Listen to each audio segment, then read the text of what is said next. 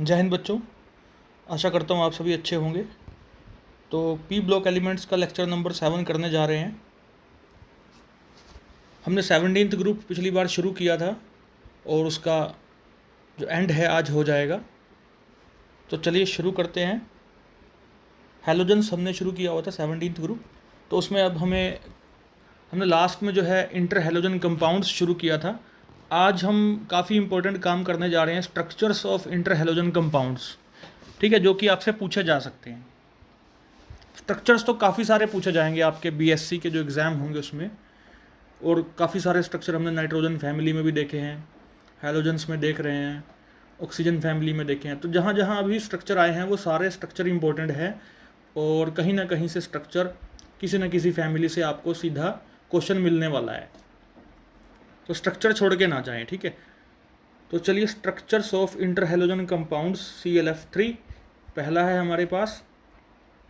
देखिए, Cl की ground state तो आप लिख सकते हैं ना, 3s2 3p5, ये तो सभी को पता है कॉन्फ़िगरेशन, और 3d खाली है। अब 3 फ्लोरीन है अपने पास, ठीक है। एक Cl के साथ 3 फ्लोरीन को जोड़ना है हमें। तो देखते हैं कि कैसे जोड़ें। यहाँ पर अपने पास एक अनपेयर्ड इलेक्ट्रॉन है। अब हमें 3 फ्लोरीन जोड़ने हैं अगर, तो 3 अनपेयर्ड होने चाहिए। तो क्या करेंगे हम, promotion of electron from here to here. तो देखिए 1 2 और 3 अनपेयर हो गए। अब तीनों के साथ क्या कर दिया, 1 फ्लोरीन 2 फ्लोरीन 3 फ्लोरीन जोड़ दिए। तो फ्लोरीन अपना एक एक सिंगल इलेक्ट्रॉन लेके आया और यहाँ पर उसने वो Cl के साथ साझा किया, या Cl ने अपना इलेक्ट्रॉन जो है फ्लोरीन के साथ साझा किया। ठीक है, म्यूचुअल शेयरिंग ऑफ इलेक्ट्रॉन हो गई, तो बन गया ClF3। और यहाँ से आपको हाइब्रिडाइजेशन भी पता चल जाएगी, क्योंकि एक s ऑर्बिटल 3 p ऑर्बिटल और एक d ऑर्बिटल इसमें इन्वॉल्व हैं। तो हाइब्रिडाइजेशन क्या हो गई, sp3d। ठीक है, तो ये वो चीज़ है जो आपको सब्जेक्टिव पेपर में करनी चाहिए। और इसके बाद आपको स्ट्रक्चर बनाना चाहिए, ज्योमेट्री बतानी चाहिए, शेप बतानी चाहिए, स्ट्रक्चर में लोन पेयर्स दिखाने चाहिए। तो ये सब काम आपको करना चाहिए सब्जेक्टिव पेपर में। लेकिन मैंने जो पाया है कि कई बच्चे ऐसे हैं जो इस पर्टिकुलर काम को नहीं कर पाते हैं, तो उनको क्या करना चाहिए। मैंने एक ट्रिक बताई थी, ट्रिक टू कैलकुलेट हाइब्रिडाइजेशन, और पिछले सेमेस्टर में यानी कि बीएससी फर्स्ट ईयर के एक कोवलेंट बॉन्ड नामक चैप्टर जब मैंने यूनिट कराया था, वो उसमें सेकंड या थर्ड लेक्चर था बच्चों।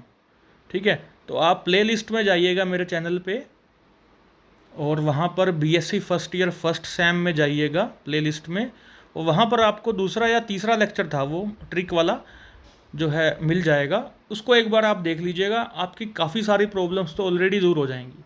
जैसे देखिए ClF3 का निकालते हैं। Cl के पास वैलेंस इलेक्ट्रॉन कितने हैं, 7। फ्लोरीन के पास भी 7 हैं। एक और फ्लोरीन है अपने पास, उसके भी 7 हैं। एक फ्लोरीन और है, उसके भी 7 हैं। ठीक है ना, चारों हो गए। तो 4 सत्ते 28, 7 4 जा 28, 28 इलेक्ट्रॉन यानी कि आ गए। और 28 को आपको पता है कि 8 से ऊपर है तो किससे भाग करते हैं हम, 8 से भाग करते हैं। तो 8 से डिवाइड कर दीजिए इसको। ठीक है, 4 बच गया, अगर कुछ बच गया है तो 2 से डिवाइड कर दीजिए, तो ये कैंसिल आउट हो गया। तो 3 और 2 को जोड़ दीजिए, जो आए हैं यहाँ पर हमारे। 3 और 2 को जोड़ देंगे तो आपके पास आएगा 5, और 5 का मतलब एक S तो एक ही होता है। ठीक है, यानी कि S1 आ गया। P मैक्सिमम कितना हो सकता है बच्चों, 3। 3 और 1 कितना हो गया, 4। हमें 5 करने हैं पूरे, तो अब लग जाएगा D। तो sp3d। तो ये ट्रिक थी, मैंने आपको रिवाइज करा दी है। इसको दोबारा एक बार अगर देखना चाहें तो वहाँ देख लीजिएगा, वहाँ और भी हमने एग्जाम्पल्स किए थे बहुत सारे। तो एक बार वो 10-15 मिनट का वीडियो रहा होगा, उसको देख लीजिएगा एक बार। ठीक है, चलिए आगे बढ़ते हैं बच्चों। ClF3 का आप देखिएगा स्ट्रक्चर, क्योंकि sp3d निकल के आई है, तो इसके कॉरस्पॉन्डिंग क्या होगा, ज्योमेट्री क्या होगी, ट्राइगनल बाई पिरामिडल, इस टाइप की। ठीक है, तो ये देखिए Cl और तीनों F हैं, और यहाँ पर हमने इक्विटोरियल पोजीशन पे क्या रख दिया, दोनों लोन पेयर बच्चों। बाकी जगह क्या रख दिया, फ्लोरीन, और बीच में है हमारा Cl। ठीक है, इसको बोलते हैं ट्राइगनल बाई पिरामिडल ज्योमेट्री। अब शेप क्या निकल के आ रही है, देखो ये टी शेप दिखाई दे रहा है ना। यहाँ देखिए और यहाँ देखिए टी शेप, तो शेप इसकी टी शेप है। उसमें शेप निकालते वक्त हम लोन पेयर को नहीं देखते। ज्योमेट्री आपकी ट्राइगनल बाई पिरामिडल है। बोन एंगल 90 डिग्री के आसपास का होना चाहिए था, ठीक है, लेकिन ये लगभग कितना है, 87.6 डिग्री है, due to the repulsion by lone pairs. उनके थोड़ा रिपल्शन की वजह से थोड़ा सा घट गया है, ठीक है। तो इसी तरह से देखिए IF5 इसका स्ट्रक्चर आप चाहे तो ट्रिक से निकाल के देख लीजिएगा जो मैंने बता रखी है आपको, और अदरवाइज कैसे कर सकते हैं आप, जैसे आपने अभी Cl लिखा था ना 3s2 3p5 और 3d खाली, तो उसी तरह से आयोडीन के केस में क्या होगा, आयोडीन के केस में हो जाएगा 5s2,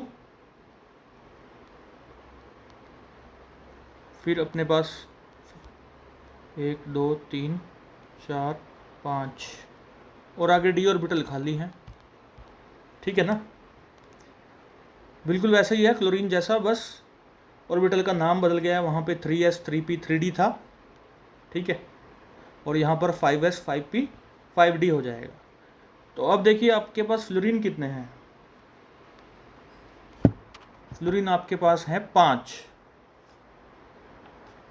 तो यानी कि अनपेयर्ड इलेक्ट्रॉन कितने होने चाहिए अब आपके पास, 5 होने चाहिए। तो आप क्या करेंगे, एक प्रमोशन यहाँ से करेंगे, 3 हो जाएंगे, एक यहाँ से भी कर दीजिए, तब 5 हो जाएंगे। तो मैं एक इलेक्ट्रॉन यहाँ ले आया, एक यहाँ ले आया, यहाँ से इसको कट कर रहा हूँ, यहाँ से इसको कट कर रहा हूँ, ठीक है। तो अब आपके पास फ्लोरीन कितने हैं, 5, एक फ्लोरीन यहाँ जुड़ जाएगा बच्चों, एक यहाँ जुड़ जाएगा, एक यहाँ जुड़ जाएगा, एक यहाँ जुड़ जाएगा और एक यहाँ जुड़ जाएगा। अब मुझे बताइए कि इन सब की जो मिक्सिंग हुई है तो उससे कौन सी हाइब्रिडाइजेशन निकल के आती है, sp3 and d2, 2 d use हो गए, तो इसको क्या बोलेंगे हम, ऑक्टाहेड्रल ज्योमेट्री, ऑक्टाहेड्रल ज्योमेट्री बोलेंगे। और ऑक्टाहेड्रल ऐसा होता है, ठीक है ना, यहाँ बीच में कुछ रहेगा, तो बीच में क्या रहेगा आपके पास, आयोडीन, ठीक है, और 5 फ्लोरीन हैं आपके पास, लगा दिए, और एक जो बचा है लोन पेयर लगा दिया।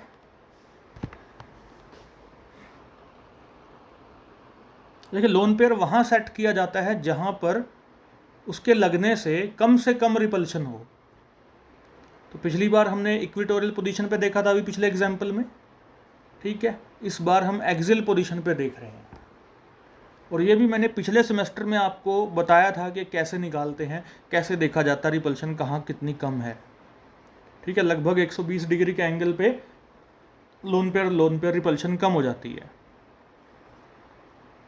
90 डिग्री के एंगल पे रहती है अच्छी खासी, ठीक है। तो देखिए यहाँ पे भी रिपल्शन रहेगी, यहाँ रहेगी, यहाँ इस फ्लोरीन के साथ भी रहेगी, इसके साथ भी रहेगी, क्योंकि नीचे की तरफ है ये लोन पेयर, ठीक है। अगर इसको आप सोचें कि यहाँ लगा देते लोन पेयर को और फ्लोरीन को यहाँ रख देते तो रिपल्शन कहीं ना कहीं वैल्यू ज़्यादा आती, ठीक है। तो इसलिए ये एक्सियल पोजीशन पे रहा है,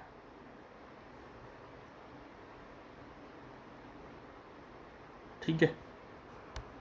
और एक सिमेट्री भी बन रही है, यहाँ पर एक सिमेट्री भी बन रही है, तो उस सिमेट्री की वजह से भी कहीं ना कहीं नेचर ने इसको इस शेप में सेलेक्ट किया है बच्चों, और इस शेप का नाम है स्क्वायर पिरामिडल, ठीक है, ध्यान में रखिएगा, स्क्वायर पिरामिडल। आगे देखिए स्ट्रक्चर ऑफ IF7, तो अब ट्रिक से निकाल लो, चाहे जैसे मैंने आपको मेथड बताया वैसे निकाल लीजिएगा। जैसे अभी हमने देखा था 1 2 1 2 3 4 5, ये है हमारे पास आयोडीन, और फ्लोरीन है 7, तो 7 अनपेयर्ड इलेक्ट्रॉन दिखने चाहिए आपको। तो इसको यहाँ ले जाओ बच्चों, यहाँ से एक यहाँ ले जाओ, और यहाँ से एक यहाँ ले जाओ, यानी कि सबको अनपेयर कर दो, ठीक है। तो यहाँ एक आ जाएगा, यहाँ एक आ जाएगा, यहाँ एक आ जाएगा, और यहाँ से मैं कट कर दूँ इसको, जो चले गए हैं मैंने रेड से इनको कट कर दिया, ठीक है। तो अब क्या रह गया आपके सामने, कितने अनपेयर्ड रह गए अब, 1 2 3 4 5 6 7, और F कितने हैं आपके पास, 7 हैं, तो हर एक के साथ एक एक F अपना इलेक्ट्रॉन लेके आएगा और बॉन्ड बनाएगा। ठीक है, ये तो वो तरीका है जो सब्जेक्टिव मेथड में फॉलो करना चाहिए आपको। ठीक है, अदरवाइज ट्रिक से निकालिएगा। और इसकी जो ज्योमेट्री आएगी वो आएगी pentagonal bi pyramidal hybridisation sp3d3। तो पेंटागनल बाई पिरामिडल ये होता है। ठीक है, शेप भी इसकी यही रहेगी, ज्योमेट्री भी यही रहेगी। ओके, चलिए आगे बढ़ते हैं बच्चों। अब है inter halogen ions and polyhalides. Inter halogen compounds हमने देखे हैं, अब कुछ आयंस हैं और पॉलीहैलाइड्स हैं, उनका डिस्कस करते हैं। स्ट्रक्चर्स बहुत इंपॉर्टेंट रहेंगे, याद रखिएगा मेरी बात। ठीक है, देखो self dissociation of inter halogen compounds, ये रहा ICl3। और ये क्या देगा हमें, inter halogen cations and anions देगा। जैसे इसने ICl2+ और ICl4- दिया। इसका डिस्कस बाद में भी करेंगे आगे जाके, जब आयोडीन के बारे में डिस्कस करूंगा आगे जाकर। इसके साथ साथ BrF3, BrF2+ और BrF4- बना देगा। ठीक है, इतना ही काफ़ी है इसके लिए, बाकी स्ट्रक्चर सभी करेंगे हम थोड़ी देर में। एक कॉमन एग्जांपल है पॉलीहैलाइड एनायन का I3-। अब ये क्वेश्चन बनता है आपके पास, इंपॉर्टेंट क्वेश्चन है ये। ठीक है, क्वेश्चन क्या बनता है कि iodine is soluble in KI but how, कैसे सोल्यूबल हो जाता है वो KI सॉल्यूशन में। तो आपने आंसर यही देना है इसका कि I2+ I- क्या बनाता है, I3- बनाता है। और इस I3- के बनने से आयोडीन जो है, I2 जो है, सोल्यूबल हो जाता है KI में। मतलब KI का I- और I2 आपस में कंबाइन करके क्या बनाएंगे, I3-। ठीक है, तो I3- बन गया और K+ रह गया वहाँ पर। तो यानी कि हम कहेंगे कि आयोडीन I2 सोल्यूबल हो गया। तो ये क्वेश्चन बहुत आता है, बहुत इंपॉर्टेंट है। ठीक है, याद रखिएगा इसको। However it is insoluble in water. चलिए आगे बढ़ते हैं। आ गया structure of inter halogen anions. आइए इसकी बात करते हैं अब, इंटर हैलोजन एनायंस की। तो पहला हमारे पास एग्जांपल है ICl2-। देखिए नाम जिसका जो ICl2-, है, इसको देखते ही क्या समझ में आ रहा है, ICl और Cl, यानी कि लीनियर टाइप कुछ समझ में आ रहा है। ठीक है, हालांकि देखते हैं, कोई दिक्कत नहीं है। तो देखिए आयोडीन के पास 2 इलेक्ट्रॉन ये रहे बच्चों, फिर 3 ये रहे, और 4 5 हो गए।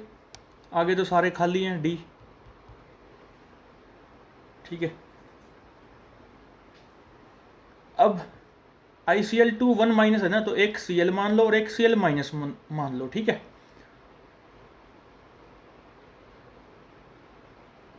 तो Cl- है क्योंकि, तो क्या करेगा ये जो Cl है अपना एक इलेक्ट्रॉन इसके साथ शेयर कर लेगा। ठीक है, और दूसरा जो Cl- है, यानी कि एक इलेक्ट्रॉन तो इसका खुद का था और एक और मिला हुआ है इसको, तभी ये Cl- बना। यानी कि 2 इलेक्ट्रॉन इसके पास हैं, तो दोनों को ये कोऑर्डिनेट बॉन्ड बनाएगा और यहाँ इसके खाली ऑर्बिटल में भेजने की कोशिश करेगा। ठीक है, और बॉन्ड बन जाएगा। तो बात क्या हुई कि इस अनपेयर के साथ तो Cl का एक अनपेयर, इन्होंने आपस में क्या कर लिया, म्यूचुअल शेयरिंग हो गई। और यहाँ से इसके पास Cl के पास एक इलेक्ट्रॉन एक्स्ट्रा था और एक खुद का अनपेयर था। तो इन दोनों इलेक्ट्रॉन का जो कि लोन पेयर की तरह लग रहा है हमें, उसको इसने क्या किया, इस ऑर्बिटल में भेजा, यानी कि कोऑर्डिनेट बॉन्ड बनाया। तो आप देखिएगा उस माइनस को हमने इससे बाहर शो कर दिया और I के साथ Cl जोड़ दिया, एक Cl जोड़ दिया। तो आयोडीन के 2 यूज़ हुए हैं यहाँ पर। ठीक है, और एक कहीं ना कहीं वो इलेक्ट्रॉन आ गया इसके पास, आयोडीन के पास। ये कह लो, आप ये कह लो कि ये दोनों इलेक्ट्रॉन तो किसके हैं, इस Cl के। और यहाँ पर ये रेड वाला Cl का है और एक मैं ब्लू दिखा रहा हूँ, ये आयोडीन का है। ठीक है, तो आयोडीन के टोटल कितने हो गए, 1 2 3 4 5 6 और 7। आयोडीन के पास 7 ही तो थे वैलेंस इलेक्ट्रॉन, 7 के साथ आपको दिखा दिए। ठीक है, हालांकि ऑक्टेट से भी ज़्यादा जा रहे हैं ये। ठीक है, तो उसकी बात नहीं मैं यहाँ पर कर रहा। तो हाइब्रिडाइजेशन आप निकाल सकते हैं। अब sp3d आएगी इसकी, ट्राइगोनल बाईपिरामिडल आएगा, ठीक है। ये देखिए ट्राइगोनल, 3 बन गए कोने, बाई का मतलब 2, ऐसे याद रख सकते हैं आप, ट्राइगोनल बाईपिरामिडल। और लीनियर शेप है भाई, जहाँ जहाँ एटम प्रेजेंट है वहाँ से लाइन गुजारो, तो एक सीधी लाइन दिखा रही है, तो इसका मतलब क्या है, लीनियर है। ओके, आइए आगे बढ़ते हैं। अब है ICl4-, तो सब्जेक्टिव पेपर में जैसा करना चाहिए वो भी देख लेते हैं कि I के पास 2 ये रहे, 1 2 3 4 5, और d ऑर्बिटल हैं जो हमारे पास वो खाली हैं। अब Cl कितने हैं बच्चों, 4 हैं, ठीक है। Cl 4 है, तो पहले तो क्या करेंगे, हम एक इलेक्ट्रॉन को प्रमोट कर लेते हैं यहाँ से यहाँ, ठीक है। तो मैं रब कर देता हूँ, एक को मैंने रब कर दिया, और इसको मैं लिखने जा रहा हूँ यहाँ, ठीक है। गलत रब हो गया, ये वाला तो यहीं मेंशन कर देते हैं बच्चों, और रब कर देते हैं इस वाले को, ठीक है। ये मैंने इरेज कर दिया। अब देखिए, अब अनपेयर कितने हो गए अपने पास, 3, तो एक Cl अपने इलेक्ट्रॉन के साथ यहाँ जुड़ जाएगा, एक यहाँ जुड़ जाएगा, एक यहाँ जुड़ जाएगा, और एक को हम क्या मानेंगे, Cl- मानेंगे, ठीक है। तो Cl- के पास एक अपना इलेक्ट्रॉन था ओड, और एक इसको कहीं से मिला हुआ है, तभी वो Cl- है। तो यानी कि उसके पास एक जोड़ा है फालतू जो वो दे सकता है कोऑर्डिनेट बॉन्ड की फॉर्म में। तो ये Cl- क्या करेगा बच्चों, कोऑर्डिनेट बॉन्ड बनाएगा, 2 इलेक्ट्रॉन्स कोऑर्डिनेट बॉन्ड के रूप में देगा, ठीक है। तो यहाँ से आप हाइब्रिडाइजेशन निकाल सकते हैं। अब देखो बॉक्सेस को गिन लो कितने बन गए भाई, sp3d2, sp3d2,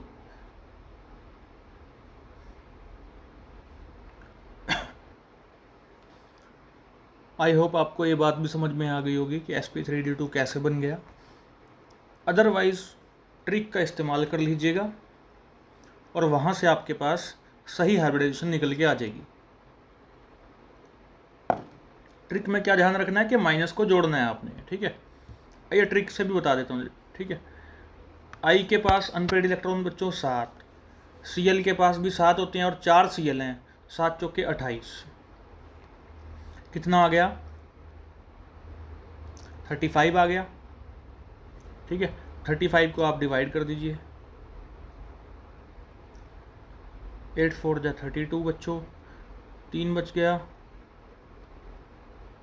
अच्छा एक चीज़ और गड़बड़ हो गई है, 35 तो आ गया, और ये माइनस ही तो बताना था आपको, 35 + 1, अगर माइनस है तो उसको जोड़ना है, तभी तो बनेगा 36। 36 को अब डिवाइड करते हैं, आइए। तो 8 4 जा 32, 4 बच गए बच्चों, 2 से भाग कर दीजिए, 4 गया ख़त्म, 4 और 2 को जोड़ दीजिए, क्या आ गया आपके पास, 6।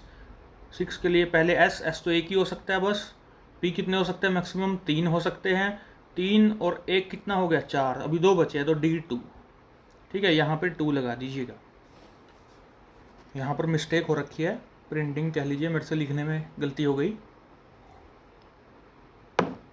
तो sp3d2 ज्योमेट्री ऑक्टाहेड्रल है, और शेप कैसी कहेंगे इसको आप, ऊपर भी लोन पेयर नीचे भी लोन पेयर, तो बस ये बचा अपने पास, तो इसको बोलेंगे स्क्वायर प्लानर, एक स्क्वायर टाइप दिखाई दे रहा है आपको, और प्लेन में square planar, okay. Bond angle 90 degree है, कोई दिक्कत नहीं। तो ये हमारे स्ट्रक्चर्स थे जो कि आपसे पूछे जा सकते हैं। आगे बढ़ते हैं, हाइड्रो एसिड्स ऑफ हैलोजन्स। तो physical state, HF is liquid while HCl HBr HIR gases. अब HF लिक्विड क्यों है, due to the presence of hydrogen bonding. Fluorine तो मोस्ट इलेक्ट्रोनेगेटिव एलिमेंट है, तो क्या करता है ये, जिगजैग स्ट्रक्चर बना लेता है, सॉलिड फॉर्म में, क्रिस्टलाइन फॉर्म में, ऐसे।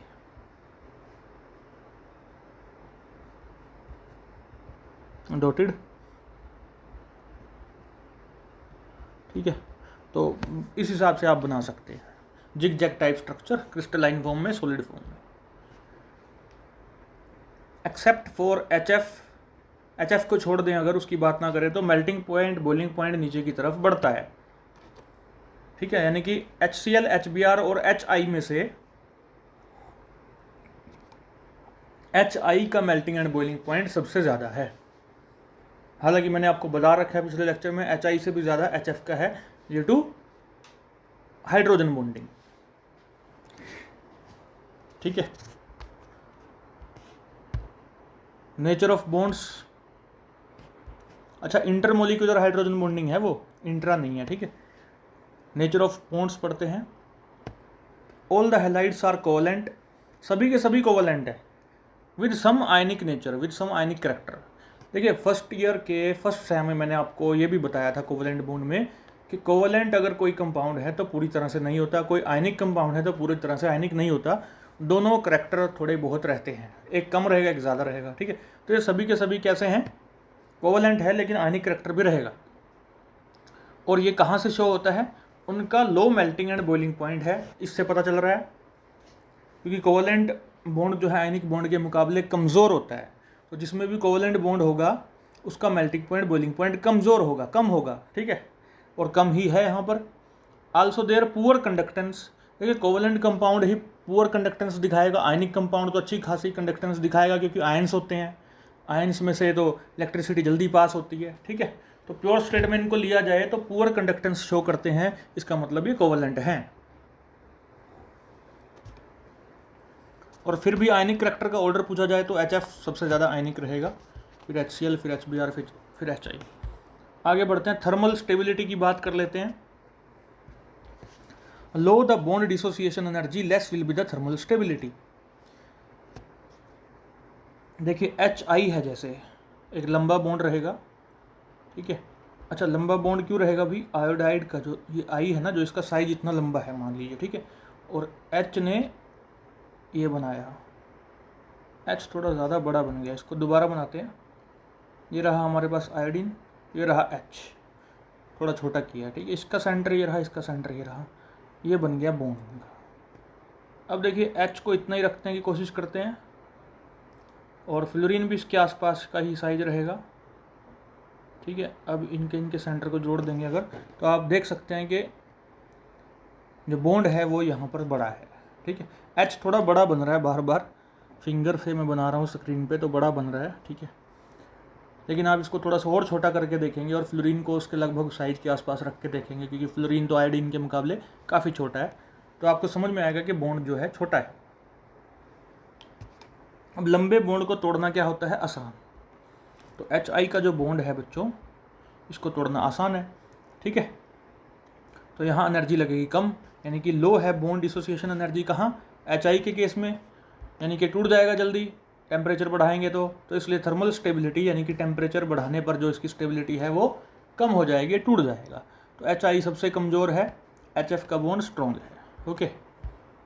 रिड्यूसिंग करेक्टर, वैसे तो हम H- भी देख लेते हैं कि H- जो सबसे बढ़िया जल्दी आसानी से दे देगा वो होता है बढ़िया रिड्यूसिंग करेक्टर रखता है वो, ठीक है।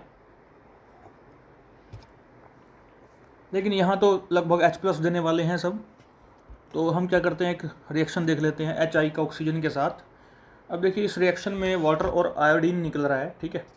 तो यहाँ I की मैं ऑक्सीडेशन स्टेट पूछूँ आपसे तो क्या आएगी, -1, और यहाँ 0 है एलिमेंटल फॉर्म में, तो -1 से कहाँ जा रहा है, 0, क्या हो रहा है इसका, ऑक्सीडेशन, ठीक है। ऑक्सीडेशन नंबर -1 से कहाँ चला गया, 0, तो इसका हो रहा है ऑक्सीडेशन, लॉस ऑफ इलेक्ट्रॉन हो रहा है। अब देखिए ऑक्सीजन यहाँ पे 0 है ऑक्सीडेशन स्टेट, और यहाँ पर कितनी है वाटर में, -2, तो 0 से कहाँ जा रहा है ऑक्सीजन, -2, इलेक्ट्रॉन मिलने लग रहे हैं उसको, ठीक है ना। इलेक्ट्रॉन अगर मिल रहे हैं तो क्या हो रहा है, रिडक्शन। तो यानी कि HI जो है अच्छा रिड्यूसिंग एजेंट है, इस रिएक्शन से पता चल रहा है, ठीक है। तो ऑक्सीजन को उसने क्या दे दिए, सप्लाई कर दिया इलेक्ट्रॉन, तो रिड्यूस कर दिया ऑक्सीजन को और खुद क्या हो गया, ऑक्सीडाइज हो गया। तो रिड्यूसिंग करेक्टर HI का अच्छा रहेगा, फिर HBr, फिर HCl, फिर HF का सबसे कम है। एसिडिक करेक्टर, अब देखिए बड़ा इंपॉर्टेंट है ये, HF का सोचते हैं बच्चे सबसे ज़्यादा होगा, देखिए फ्लोरीन सबसे ज़्यादा सबसे ज़्यादा इलेक्ट्रोनेगेटिविटी रखने वाला एलिमेंट है पीरियोडिक टेबल में, तो उसके साथ अगर H लगा हुआ है तो वो उससे इलेक्ट्रॉन ले लेगा और H प्लस को निकाल देगा। तो बच्चा ऐसा सोचेगा और ये ऑर्डर बना के आ जाएगा, तो हो जाएगा गलत। एक्चुअल क्या है, ये है HI is the strongest acid among these. अब रीजन्स अपने पास बहुत सारे हैं, फोर्थ रीज़न मैं चाहूँगा आप ज़रूर लिख करके आएँ, ठीक है। बाकी और भी देख लेते हैं। देखो पहला है, a proton can be removed easily from a large atom. Iodine का जो साइज है, आई का जो साइज है बड़ा है, फ्लोरीन का साइज छोटा है, तो यहाँ से H निकालना HI में से आसान है क्योंकि लंबा बॉन्ड जल्दी टूट जाता है ना। तो a proton can be removed easily from a large atom, पहला हो गया। Delta H and delta S values, इनको अगर देखा जाए तो ये काफ़ी काम करना पड़ेगा हमको, ठीक है, तब जाकर ये समझ में आएगा। तो आप बस एक लाइन लिख सकते हैं फिलहाल कि डेल्टा H और डेल्टा S वैल्यूज़ से भी ये पता चलता है कि HI स्ट्रॉन्ग एसिड है, ठीक है। इसकी डेल्टा H वैल्यू भी अच्छी खासी आती है नेगेटिव में। हाँ, डेल्टा H से मुझे कुछ याद आया है, मैं बता देता हूँ आपको। तो HI के केस में, एक मिनट, HI है अपने पास, नहीं हमें HF की बात करनी है बेटा, HF। तो देखिए HF के केस में ना डेल्टा H जो है लगभग -18 किलो कैलोरी पर मोल के आसपास आता है, ठीक है। मतलब 18 के करीब इसकी वैल्यू है, 18 के करीब ये इतनी एनर्जी बाहर निकाल रहा है जब इसको हम किसी बेस में ऐड करते हैं, है ना। और HCl के केस में अगर बात की जाए तो यही लगभग -13.6 के करीब रहती है वैल्यू। HF के केस में -18.4 के करीब रहती है, ठीक है, -18.4, और HCl के केस में -13.6 रहती है। हालांकि डेल्टा S वैल्यू की मैं अभी बात नहीं कर रहा, ठीक है, मैं डेल्टा H वैल्यू की बात कर रहा हूँ। तो ये लगभग इस तरह से रहती है। तो इस वैल्यू के आधार पे तो क्या होना चाहिए कि HF स्ट्रॉन्ग एसिड होना चाहिए। लेकिन होता क्या है, HF के बीच में, HF के मॉलिक्यूल्स के बीच में, बल्कि जिग जैग स्ट्रक्चर बनाना चाहूँगा मैं ऐसे, क्या लगती है यहाँ पर, हाइड्रोजन बॉन्डिंग। तो अच्छी बढ़िया वाली हाइड्रोजन बॉन्डिंग होती है क्योंकि fluorine is the most electronegative element. तो इसको तोड़ने में जो 18 मैंने वैल्यू बताई थी ना आपको, 18 एनर्जी की वैल्यू बताई थी, उसका लगभग 18.4 में से लगभग 8.4 के आसपास वैल्यू इसको तोड़ने में खर्च हो जाती है। ये बॉन्ड्स जो हैं हाइड्रोजन बॉन्ड, इनको तोड़ने में खर्च हो जाती है।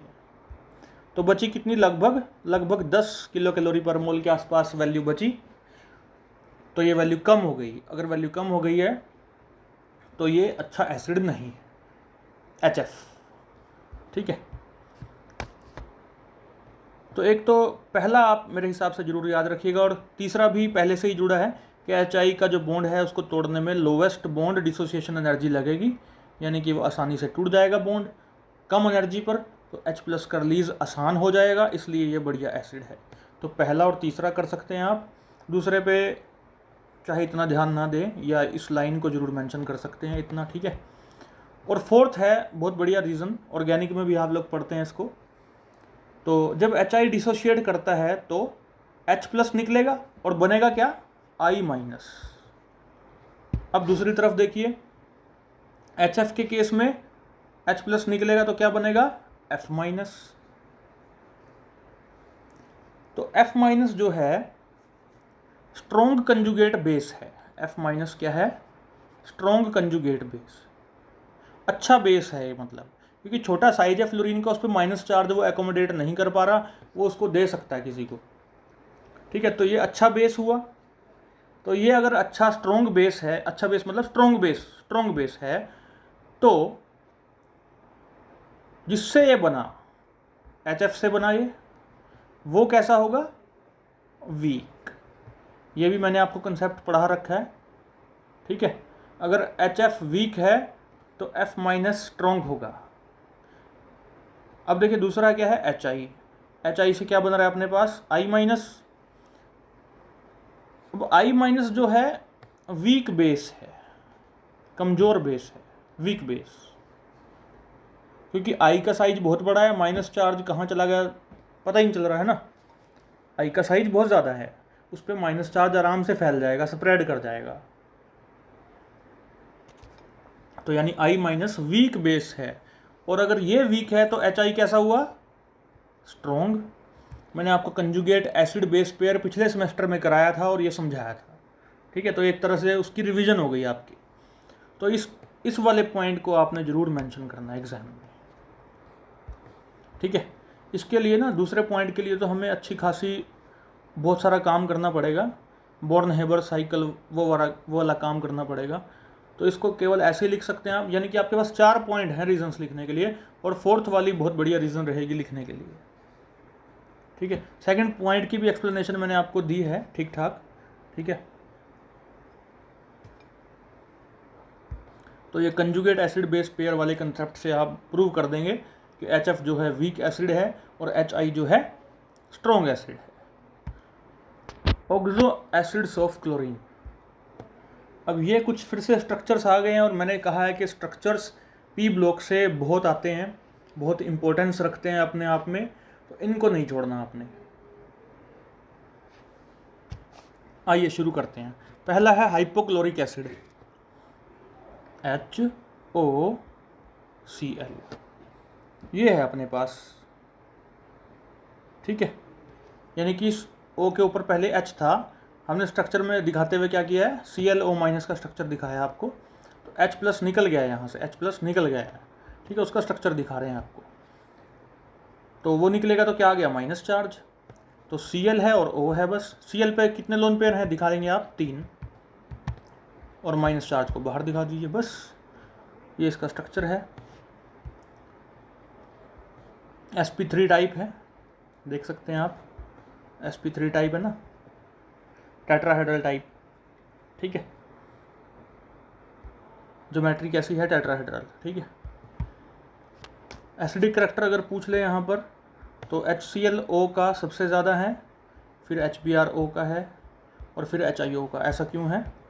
क्योंकि देखिए HClO को अगर लिखें हम HOCl ऐसे लिखेंगे, तो Cl जो है थोड़ा बहुत ट्राई करेगी ऑक्सीजन से इलेक्ट्रॉन खींचने की।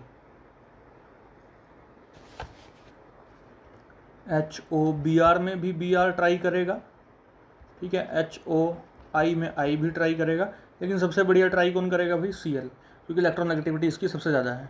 तो इसकी इस कोशिश से ऑक्सीजन दबाव में आएगी, परेशान होगी थोड़ी सी, ठीक है। तो ऐसे में ऑक्सीजन क्या करेगी, H से खींचने लग जाएगी। H प्लस का रिलीज़ जो है वो सबसे आसान कहाँ हो जाएगा, इस HOCl में हो जाएगा, ठीक है। तो बेहतर है कि इसको HOCl लिखो, बाकी आप HClO भी लिख सकते हैं, कोई दिक्कत नहीं है, लेकिन आपको स्ट्रक्चर पता होना चाहिए कि ये है, ठीक है। ब्रोमीन की जो है इलेक्ट्रोनेगेटिविटी कम है बेटा, आयोडीन की और भी कम हो जाएगी, तो H प्लस का रिलीज HOI में कम है पॉसिबल। तो एसिडिक करैक्टर क्या रहेगा, आपके सामने है ऑर्डर, HClO का सबसे ज़्यादा रहेगा। आगे बढ़ते हैं, क्लोरस एसिड।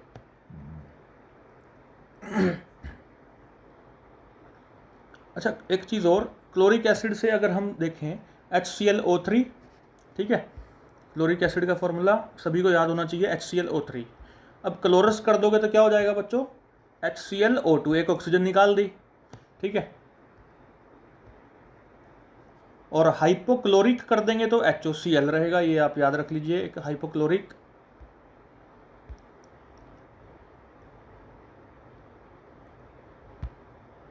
और पर क्लोरिक में क्या कर देंगे, पर का मतलब बताया आपको कि एक और जोड़ दो, क्लोरिक तो आपको पता ही था HClO3, और एक ऑक्सीजन और जोड़ दो तो क्या बन जाएगा, HClO4। तो पर क्लोरिक भी आपको इस तरह से याद हो जाएगा, ठीक है। तो नाम और फॉर्मूले याद होने चाहिए। तो क्लोरस एसिड पर हम आए हैं, तो ये क्या करेगा, H प्लस और ClO2 माइनस। तो ClO2 माइनस का स्ट्रक्चर हमने ड्रॉ कर रखा है, तो sp3 हाइब्रिडाइजेशन है इसकी, ट्रिक से भी निकाल के देख लीजिएगा, ठीक है। तो Cl, एक ऑक्सीजन डबल बॉन्डेड है, एक सिंगल बॉन्डेड है, 2 लोन पेयर हैं। मतलब सीधी सी बात है कि Cl ने कितने इलेक्ट्रॉन यहाँ पर यूज़ किए हैं, 1 2 3 4 5 6 7, 7 के साथ इसके प्रूव हो गए यहाँ पर हैं, ठीक है। और ये माइनस कहीं ना कहीं यहाँ ऑक्सीजन पे आप दिखा सकते हैं अगर दिखाना चाहें, ठीक है। एक इलेक्ट्रॉन मतलब माइनस जो है ऑक्सीजन पे है, इसको अगर आप आगे लेके जाएंगे तो ये आ जाएगा, ऐसे रेजोनेंस में आप शो कर सकते हैं, ठीक है, तो कोई दिक्कत नहीं है। इसके स्ट्रक्चर में भी क्लोरिक एसिड HClO3, तो एक ऑक्सीजन डबल बॉन्डेड ये रहा है, डबल बॉन्डेड ये रहा, एक ऑक्सीजन ऐसे ही छोड़ दिया, इस पे आप माइनस शो कर सकते हैं, तो रेजोनेंस शो कर सकते हैं ऐसे, ठीक है। तो आसान है, sp3 हाइब्रिडाइजेशन है। फिर से sp3 हाइब्रिडाइजेशन है पर क्लोरिक एसिड की, यानी कि सबकी ही sp3 है।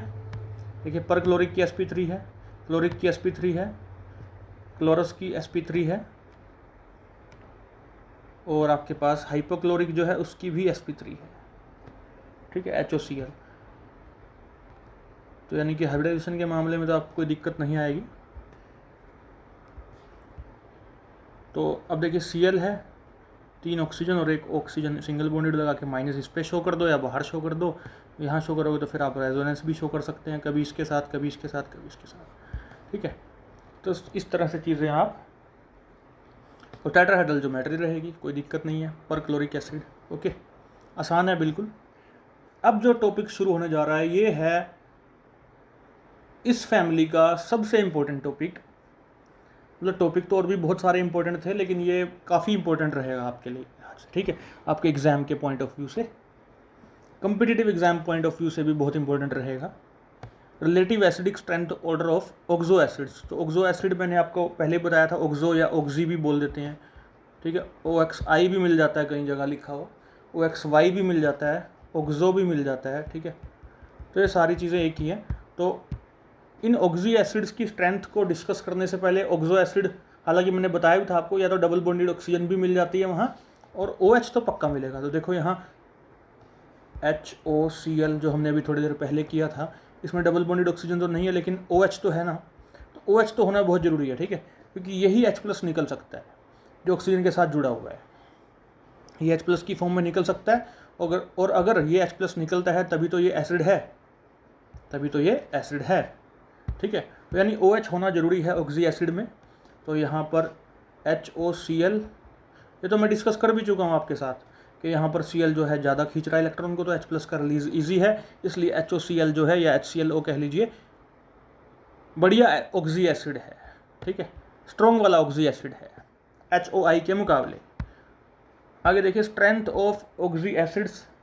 अब HClO, HBrO और HIO में से अगर पूछा जाए तो अभी कर लिया हमने, HClO सबसे बढ़िया है, सबसे स्ट्रॉन्ग एसिड है। और अगर HClO, HClO2, HClO3, HClO4 में से पूछ लिया जाए तो आपने ऑक्सीडेशन स्टेट निकाल लेनी। एक ट्रिक है, ऑक्सीडेशन स्टेट निकाल लो। तो Cl की यहाँ पर +7 आएगी, यहाँ +5 आएगी, यहाँ +3 आएगी, यहाँ पर +1 आएगी, ठीक है। जिसकी जब सबसे ज़्यादा है ना, जिसकी सबसे ज़्यादा, वही स्ट्रॉन्गेस्ट एसिड है। तो अब देखिए इस तरफ जाने पर एसिडिक स्ट्रेंथ बढ़ेगी। HBrO, HBrO2 इसमें भी यही रहेगा ट्रेंड, HIO से HIO4 में भी यही रहेगा, ठीक है, ऐसे। तो सबसे ज़्यादा ऑक्सीडेशन स्टेट, उसका मतलब सबसे ज़्यादा एसिडिक, ठीक है। और नीचे की तरफ जाने पर क्या हो रहा है, एसिडिक करैक्टर कम हो रहा है, क्योंकि ऊपर वाला सबसे स्ट्रॉन्ग है यहाँ, ठीक है। अब HClO4 सबसे स्ट्रॉन्ग क्यों है, देखो ऐसे है ना, HClO4 का स्ट्रक्चर हमने अभी बनाया था। तो यहाँ से H+ अगर निकलता है बच्चों, माइनस आएगा, ठीक है। और ये माइनस रेजोनेंस के होने की वजह से बहुत ज़्यादा स्टेबिलिटी महसूस करेगा। ये एनायन स्ट्रक्चर जो आपके सामने बन रहा है बच्चों, इसमें जो माइनस है रेजोनेंसली स्टेबलाइज्ड हो जाएगा। अब देखो HClO4 में तो 4 ऑक्सीजन पे घूमेगा, ये तो ज़्यादा स्टेबल है। यहाँ रेजोनेटिंग स्ट्रक्चर और कम हो जाएंगे, यहाँ और कम हो जाएंगे, यहाँ और कम हो जाएंगे। तो सबसे ज़्यादा रेजोनेटिंग स्ट्रक्चर कहाँ है, HClO4 में है, इसलिए सबसे ज़्यादा स्टेबिलिटी रहेगी H+ रिलीज़ होने के बाद एनायन की, इसलिए सबसे बढ़िया एसिड है ये मैंने रीज़न आपको बता दिया असली वाला, ठीक है। अदरवाइज ऑक्सीडेशन स्टेट निकालिएगा, वहाँ से हो जाएगा, ठीक है। यहाँ पर तो ऑक्सीडेशन नंबर चल जाएगा, ऑक्सीडेशन स्टेट निकाल के आपका काम चल जाएगा, लेकिन फॉस्फोरस के कंपाउंड्स जो हैं ऑक्सी एसिड्स हैं, वहाँ मत काम कर देना, ठीक है। तो अगला देखिए, मैंने ऑक्सो एसिड और फॉस्फोरस भी ले लिए हैं, इसीलिए ये पिछली फैमिली में मुझे यूज़ करना चाहिए था, रह गया था मेरे से, तो मैंने यहाँ पर ले लिया है, ठीक है। अब मान लीजिए ये आ गया कि H3PO2, H3PO4 और H3PO4 में से बताओ कौन स्ट्रॉन्ग है। तो इसको भी बना लेते हैं, लास्ट वाले को, OH OH OH। ठीक है, तो इसमें ऑक्सीडेशन नंबर अगर आप देखोगे ना तो फॉस्फोरस का कितना आएगा यहाँ पर, 8 में से 3 गए, +5 आ जाएगा, यहाँ पर +3 आ जाएगा बच्चों, +1 आ जाएगा।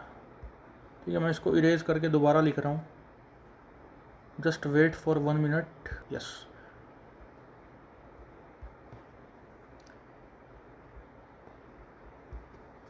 ठीक है, मैंने लिख दिया ऑक्सीडेशन नंबर फॉस्फोरस का। ठीक है, तो सबसे ज़्यादा ऑक्सीडेशन नंबर तो H3PO4 में है, तो ऑक्सीडेशन नंबर के हिसाब से गलत हो जाएगा ये, यहाँ पर उल्टा है, ये केस उल्टा है। ठीक है, फॉस्फोरस के जो ऑक्सी एसिड आपके सामने हैं, यहाँ पर ऑक्सीडेशन नंबर जिसका कम है वो स्ट्रॉन्गेस्ट एसिड है। अब देखते हैं कि ऐसा क्यों है। ठीक है, ये रहा हमारे पास स्ट्रक्चर H3PO2 का, ये H3PO3 है और ये है H3PO4। तो देखो पहले वाले स्ट्रक्चर को देखो जिसको मैंने सर्कल किया है, मैं सब कुछ विड्रॉ ये इरेज कर देता हूँ। ठीक है, बस तीसरा स्ट्रक्चर रहने देते हैं। अब देखिए यहाँ से H+ निकलेगा, ठीक है, तभी ये एसिड बनेगा। अब H तो इलेक्ट्रॉन खींच नहीं सकता, ये भी नहीं खींच सकता, ये डबल बॉन्डेड ऑक्सीजन इलेक्ट्रॉन खींचने का काम करेगी फॉस्फोरस से, फिर फॉस्फोरस यहाँ से खींचना शुरू कर देगा, फिर H+ निकलेगा, डबल बॉन्डेड ऑक्सीजन एक है, यहाँ भी एक है, यहाँ भी एक है बच्चों। अब OH देखो, OH कितना है यहाँ पर, यहाँ एक है, यानी कि इसको अपना टारगेट पता है, ये है मेरा टारगेट, इस OH से मेरे को H+ रिलीज कराना है। यहाँ पे ये टारगेट भटक सकता है क्योंकि दो OH हैं, या कह लीजिए इसकी ताकत आधी हो जाएगी क्योंकि ये 2 हैं, तो यहाँ से भी इलेक्ट्रॉन खींचेगा, यहाँ से भी खींचेगा, तो ताकत जो है आधी हो जाएगी P डबल बॉन्ड O की। यहाँ पर 3 है OH।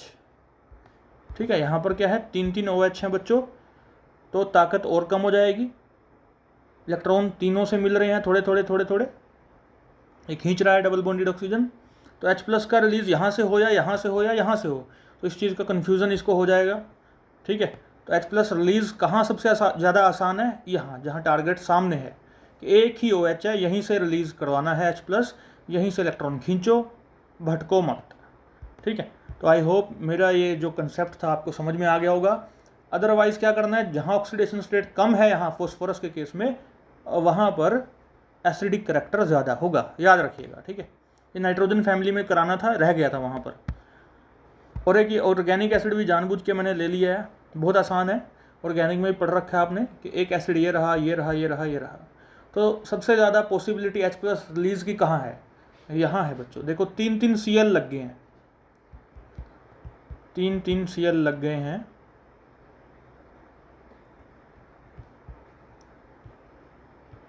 ठीक है, तो 3 Cl तो क्या करेंगे फिर, ये इस कार्बन से इलेक्ट्रॉन खींचना शुरू करेंगे बच्चों। ठीक है, तो इससे क्या होगा, इस पे OH पे दबाव आएगा और H+ का रिलीज़ बहुत ज़्यादा इजी हो जाएगा। इसलिए ये सबसे बढ़िया सबसे स्ट्रॉन्ग एसिड है, कौन सा, Cl3CCOOH। तो आई होप ये बात भी आपको समझ में आ गई होगी।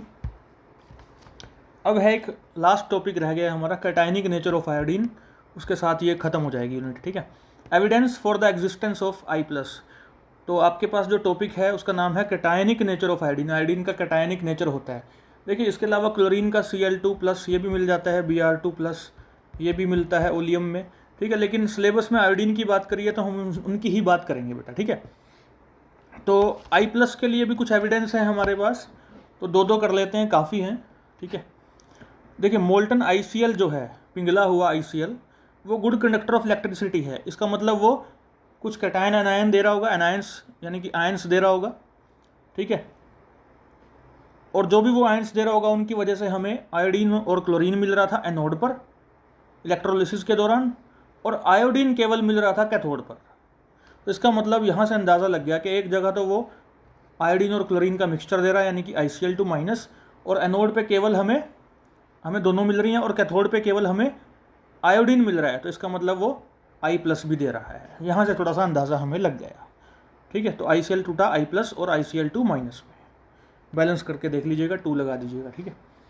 और एक और हमारे पास एविडेंस है कि ICN, उसको पिरिडीन में डिसोल्व करो, इलेक्ट्रोलाइज करो, तो I2 निकलेगी कैथोड पर, ठीक है। तो I2 ही निकल रही है कैथोड पर, तो इसका मतलब क्या हुआ, क्या सजेस्ट करता है ये, कि ये ऐसे टूटा होगा I+ प्लस Cn माइनस में, और यहाँ I+ की वजह से फिर I2 निकली होगी कैथोड पर, ठीक है।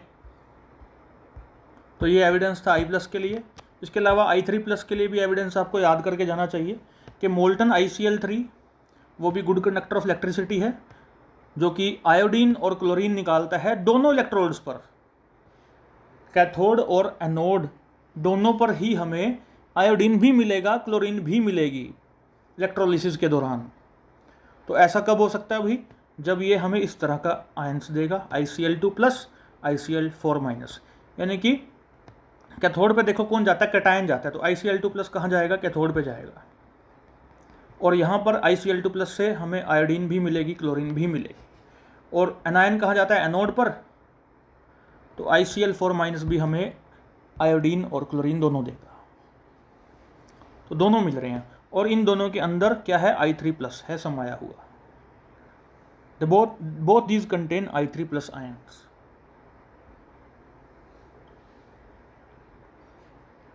चलिए आगे बढ़ते हैं। एक और एविडेंस ले लिया मैंने, एटलीस्ट आप एक एविडेंस पिछले वाले का और एक इसका तो करके जाएं, वैसे तो 2-2 करने चाहिए आपको, ठीक है। लेकिन अगर आपको लगता है कि नहीं कर पा रहे हैं, तो ऐसा कोई बच्चा अगर है तो वो कम से कम एक एविडेंस दोनों का करके जाए, ठीक है। आगे देखिए, iodine is oxidised by ozone, ये रहा I2, ये ozone, in presence of HClO4, और क्या बनाएगा ये, आयोडीन ट्राई पर क्लोरेट बनाएगा। और अगर HNO3 और H3PO4 डाल दोगे तो क्या बनाएगा, आयोडीन फॉस्फेट बनाएगा, और ये दोनों कंटेन करते हैं I3+ को। तो यहाँ से भी प्रूव हो रहा है कि हाँ I3+ एग्जिस्ट करता है, एविडेंस है। इसके अलावा iodine can dissolve in oleum, oleum हम पहले पढ़ चुके हैं, ठीक है। आयोडीन जो है ओलियम में डिजोल्व कर सकता है। बाकी कुछ और ऑक्सीडाइजिंग एजेंट अगर डाल दोगे तो उसमें भी ये डिजोल्व कर सकता है, और डिजोल्व करने के लिए फिर I2 को क्या करना पड़ेगा, कैटायनिक फॉर्म में जाना पड़ेगा, ठीक है। तो I2+ में चला जाएगा, क्योंकि ऑक्सीडाइजिंग एजेंट है, इसकी ऑक्सीडेशन करेगा तो ये +4 तो आना ही है इस पर, ठीक है। और इसका एक एग्जाम्पल भी है I2 + SbF5। SbF5 आपको मैंने शायद पिछले सेमेस्टर में पढ़ाया भी था, सुपर एसिड्स में कहीं ना कहीं, ठीक है। तो यह सेकेंड ईयर में पढ़ेंगे आप इसके बारे में, यस। तो SO2, लिक्विड SO2 लिया, उसमें इसका रिएक्शन हुआ, तो I2+ चार्ज इस पर शो हो रहा है आपको, Sb2F11 माइनस, क्योंकि ये काफ़ी सारे फ्लोरीन्स को रख सकता है, ठीक है। तो ये माइनस और SbF3 बन गया। तो यहाँ से भी प्रूव होता है कि I2+ बनता है। तो आपने I+ देखा, और आपने I3+ देखा, I+ देखा, I3+ देखा, और I2+ देखा। तो इनके एविडेंसेस आप याद रख लीजिएगा, यहाँ से आपका काम चल जाएगा ये लिखने के लिए। 3 मार्क्स में या 4 मार्क्स में अगर आता है आयोडीन का कैटायनिक नेचर, तो आपको लिखना पड़ेगा, ठीक है। एक्स्ट्रा पॉइंट्स हैं, कुछ याद करने की जरूरत नहीं है, बस एक बार देख लीजिए। NaClO3 एक वीड किलर, वीड क्या होता है, खरपतवार जो खेतों में उग जाती है, अनवांटेड प्लांट्स, उनको ख़त्म करने के लिए NaClO3 यूज़ करते हैं। KClO3 फायर वर्क्स में, पटाखे वगैरह की जो फैक्ट्री हैं वहाँ यूज़ होगा। Iodine is present in table salt, हमारे टेबल पे या जो हम खाने में डालते हैं, सब्जी में साल्ट डालते हैं तो उसमें आयोडीन होता है, आपको पता है। आयोडीन की कमी से घिंगा रोग होता है, गोइटर होता है। तो आयोडीन किस फॉर्म में होता है, KiO3 की फॉर्म में होता है, आयोडेट। और एक फोर्थ बहुत इंपॉर्टेंट, कलर ऑफ हेलोजेंस, जो कि आपको बताया था मैंने, डार्क वायलेट होता है जैसे आयोडीन का। ऊपर फ्लोरीन, क्लोरीन, ब्रोमीन भी कलर रखते हैं, ब्रोमीन का ब्राउनिश होता है, रेड, ठीक है। ऊपर ग्रीनिश येलो। तो वो सारे जो कलर हैं उनमें एक ट्रांजिशन होती है, कौन सी ट्रांजिशन होती है, pi star to sigma star. तो इस ट्रांजिशन की वजह से ये कलर आता है हेलोजेंस का, pi star to sigma star, ठीक है। तो मुझे लगता है काफ़ी हो गया है। If you want to shine like sun, first you have to burn like sun. इसको भी ध्यान में रखिएगा कि मेहनत तो करनी पड़ेगी बच्चों। तो आई होप आपको ये लेक्चर अच्छा लगा होगा, समझ में आया होगा, काफ़ी कुछ नई चीज़ें सीखने को मिली होंगी। Thank you very much, have a nice day, जय हिंद।